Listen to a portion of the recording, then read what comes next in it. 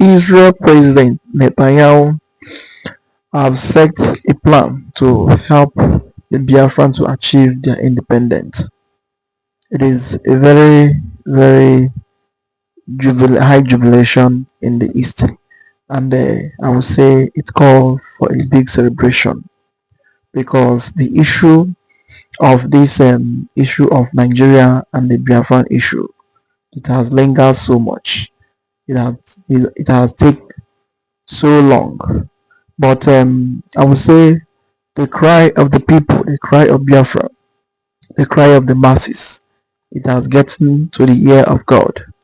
And this time around, God in heaven has seen that there is no more and there is no way again. This time around, the time to the Igbos, to the Biafran to leave to their promised land. And that is why all those things you are seeing in Nigeria is going left, and left.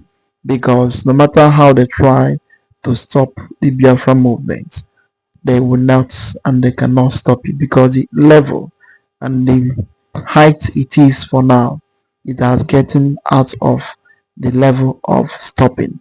That is why the Nigerian government, for them to raise Mazda Mekano, they see it as, in fact, it will even fasten the whole thing. That is why they are trying to delay it a little. But what we know is that no matter how they delay the Biafran coming, they cannot stop the Biafran not to come. As for now, the Israel Prime Minister Netanyahu, it has taken a very great move to step in to see what is actually going on in the issue of Biafra with Nigeria.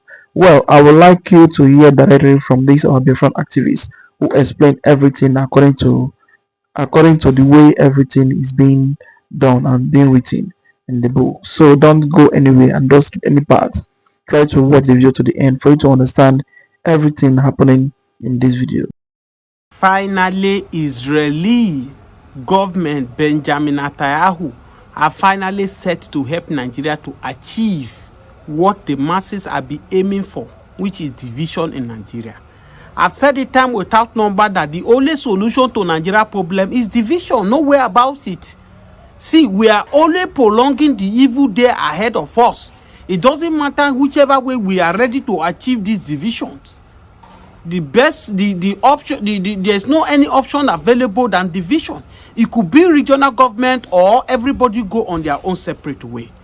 Today, we are hearing that Boko Haram have sent almost 60 people, both army, Nigeria army, to their early grave again in Borno State.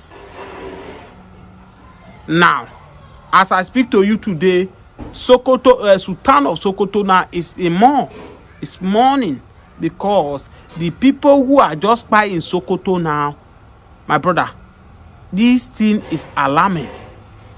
It has becoming too much. The unnecessary spy that they spy Nigeria. This is not maybe probably we have a national disaster whereby some countries you have a earthquake, you have something that happening, but here we are the one doing ourselves. Don't forget that Israeli we make them voluntarily. Not that maybe Bola Ahmed Tinubu contact them or anything. They want to help Nigeria to end this Boko Haram, these Fulani terrorists.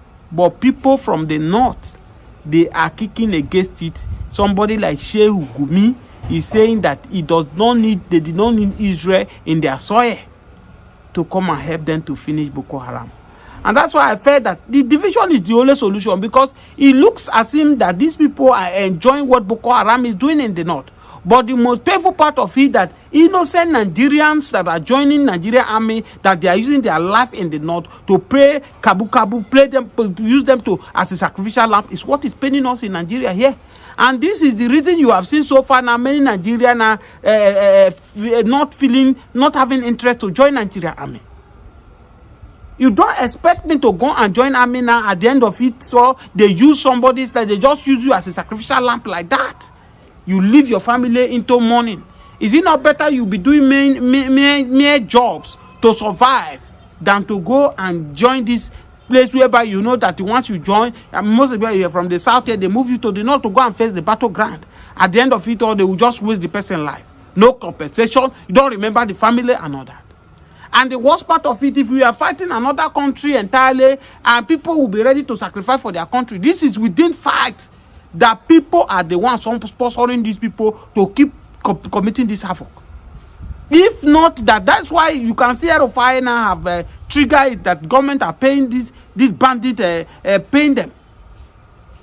Even in as much they are also supporting finger at him now that when he was a governor of Kaduna, he also paid bandits. And this is the reason why Abacha said that any insurgency that means security that is more than 24 hours, the government have hand in it. Not that this Boko Haram is too much for the Nigerian government to stop. It is not. It is because of there are people, reputable people who are mighty, who are strong, that are behind these people. You can see during Buhari government, 6 people names were given to Nigeria by Saudi Arabia, saying that they are the ones sponsoring Boko Haram in Nigeria. But up to today, nobody's name was mentioned. They kept it.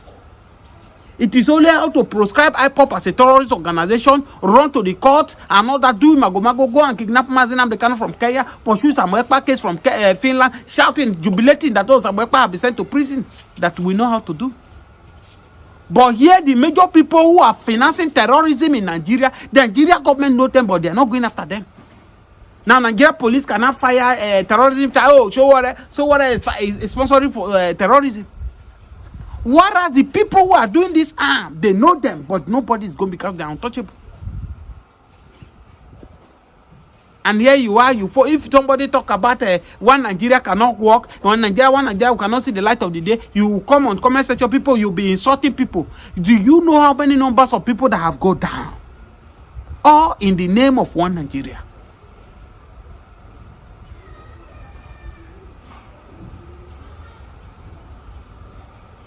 It is high time we tell ourselves the gospel truth and tell ourselves that this way we cannot get a better country in this manner. We need to stand up. We need to stand up and do the needful. Israelis should be allowed to come and put these people where they belong. But some group of people tell that they don't want Israeli. They should not come near their soil. This is the same thing they did during Jonathan. When Jonathan was using Yejerika, pardon me if I don't pronounce the name very well, to tackle it, the man was almost ending Boko Haram in Nigeria during the tenure of Jonathan. But the same these northern people, they cry out, oh, Jonathan want to finish the north. No, Jonathan want to fight the north. It's not more fighting Boko Haram, it's fighting the north. As if that was not enough, they ran to US to go and collaborate with Obama by denying US not to sell weapons to Jonathan, so Jonathan can went further to end these things. Boko Haram today that is now terrorizing the north. Obama also agreed with them and even sending NGO money, which they are telling us that that NGO money was using to be sponsoring terrorism, which Donald Trump have come to stop. Tell me, these people, how they genuine to stop this shenanigan that is happening in the north? Today, the northerner cannot go into farm to go and farm because of Boko Haram. Bandit is another way there. The same case we are having in terms of Fulani men now, that even in the south here now, we cannot travel to our village to go and see our parents. We cannot move from one place to another. Still the same result of what the northern people did. According to the Bakare that said that they imported over 3 million Fulani from Sierra Leone, from different African countries to Nigeria in 2015 election. It's on the public domain. Now these people have spread themselves everywhere in south here. That traveling from one village to another now is a problem. They will kidnap and they will demand ransom. And yet we have security agents that are supposed to swing into action. They are not doing anything about it. And when somebody come out and say, oh, this way we are doing things, one Nigeria cannot save us, one Nigeria cannot help us. Some people will come on your comment section, they will be saying trash. You that is watching this my video, share this video, subscribe to this channel. What has one Nigeria done for you? Your father did not benefit from the national cake. You are growing. How old are you? Have you benefit from this national cake? Rather, a group of people believe that by destroying this country, by causing terrorism, by causing banditry, is the only way them two can keep making the country. And we have somebody in the north who is not even afraid. He's saying that they should be paying these people. They should give them amnesty. Amnesty for what? Well, let's ask ourselves, what does this Boko Haram, what did they even want to come up with? What did they want? During the time of Niger Delta boys, when the late Yaradua may so continue rest in peace, when he give them amnesty, we knew what they want because their land was polluted. Nigeria was making money from their land and they were not being taken care of. No place to farm, nothing they can do. And after when Yaradua declared amnesty for them, to today we can see sanity in the land. A lot of them dropped their guns. Now, if you say government should negotiate with these terrorists in the north, what did they want? Rather, they want the north to become Afghanistan. They want the north to become Yemen. They want the north to become Sierra Leone of this world. Is that what you are advising Nigeria to be giving the amnesty? This same person is supposed to be under the DSS to tell us what is making him to advocating for terror for the government to give them amnesty. The only thing they keep saying now, Mazin Amdekano, Samuepa and all that. These people you are talking about, they are more or less problem to us as a Nigerian than what the Fulani and Boko Haram is doing in Nigeria. Or is it because they are from first class? The worst scenario of most of these people that are doing, they are not Nigerian. They came from different African countries, they come and sojourn here and they claim that they are number one citizen over us. We cannot continue like this. It is high time everybody use their platform to call for regional government to divide this country. Electoral reform is not the issue, it's not the problem. We can't continue in this way. Please share this video and subscribe to this channel. I am Ikechukwu Obieno. We begin the bulletin in Borno State, where it was a night of sorrow as Boko Haram insurgents stormed the Aramajal community in Bama, killing no fewer than 63 people, including 5 soldiers and dozens of resettled civilians. The attack, now seen as one of the deadliest in recent months, has once again raised concerns about the safety of communities recently resettled after years of displacement. TVC's Jesse Tafida tells us more. The once quiet settlement of Dar Jamal now bears the scars of a night of horror. Families who had only begun rebuilding their lives after displacement are once again mourning, this time for loved ones killed in an unprovoked Boko Haram assault. Governor Babagana Zulum arrived visibly shaking as he walked through the grief-stricken community. Meeting with survivors and community leaders, he condemned the killings, calling it a deeply painful tragedy. It's very sad. This community was resettled some months ago, and they are going about their normal businesses, but unfortunately they had a Boko Haram attack yesterday. So we are here purposely to commiserate with them and to build their resilience. The governor confirmed the death toll: 63 people, among them 5 soldiers and nearly 60 civilians. For him, the incident underscores the urgent need to widen security coverage. We have to take note that the numerical strength of the Nigerian army is not enough to contain the situation. Some months back, we had a meeting in Abuja with the National Security Advisor and other heads of security agencies on the need to establish what we call the forest guards. So far so good. 2 sets of forest guards were trained in Maiduguri, and therefore one of the solutions that we want to implement immediately is to see how we shall deploy the trained forest guards to most of the locations that are vulnerable so that they will protect the forest. Yoruba monarch, one of Yoruba reputable monarch, has been sentenced to jail in US for 4 years over fraud that he committed in 2020 during COVID-19. I will show you people and I will show you guys the evidence so that you will see it. We used to say it. I brought this issue to know that when we keep on saying, oh, this tribe are criminal, this tribe they are used to this and all that, don't forget that there is no any tribe you will not see people who are into fraudulent art or people who are into one dubious way or the other. Why am I saying this story? I'm saying this story in the case of Bike Dabiri that put a particular tribe and named them in a bad manner. That's why I'm bringing this story. The story is on the media, it's on the public domain. It might not trend because it's not a particular tribe you think. Often now, if you hear, oh, people are doing criminality in so country, these are a set of people because they are dubious in making money. Excuse me, nobody does not like money. No tribe that hates money. Everybody go for money. You know what? I'm going to tell you the story of this monarch, reputable monarch, Oba in Southwest here. But before I say it, you see, most of the things that is happening in Nigeria today, everything is still boycott to Nigeria government because Nigeria government are part of what the masses are passing through. They are pushed into the war. Everybody is looking for escape route where they can make their family better. And that's why you can see today, in Nigeria today, 95% of Nigeria youth are into fraudsters. Let's not shy away from it. Why? Because the people in government who supposed to do the needful by creating jobs, by make life at least bearable for the masses, they are wasn't the case.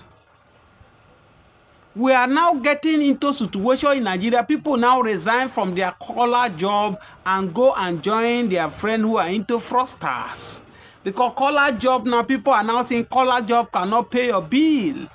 People who does not have mind to go into the fraudulent way, the jackpot and leave the country. That is the situation on ground now. I'm saying this thing because let's not look at it, oh, this is the particular tribe that are into this criminality, that are into this way, into ritual. When you talk, these people, it's rituals they do to make money. This is the mindset of so many people. Oh, these people, forget about it, they make their money. All of them, they're into frauds. They are into ritual.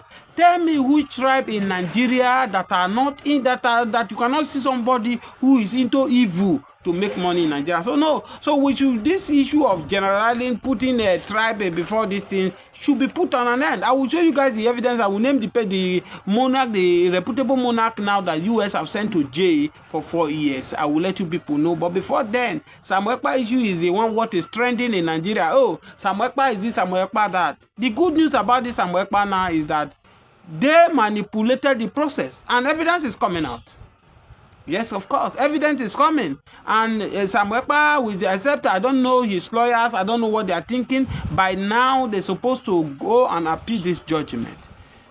Mind you, I'm not a mouthpiece of them. I'm not supporting Samuel Ekpa, but I'm telling you the reality on board. Right? I'm telling you the reality on board. Okay? Nobody that is in the country that is happy with the way things is going in the country. That is why everybody is so angry. Everybody is so angry, both the north, the south, the west, and the east. Had it been Nigeria is a country, nobody would have been thinking of leaving or of trying to stand on his own. It's because of that the country is not working the way it's supposed to be. And the government, they don't care. What they care is only their family, is only yourself and their family. So the way it is, everybody is very angry for the government and everybody is very annoyed. And then for the issue of still holding Mazda Mikano, I don't know why the government is still holding him.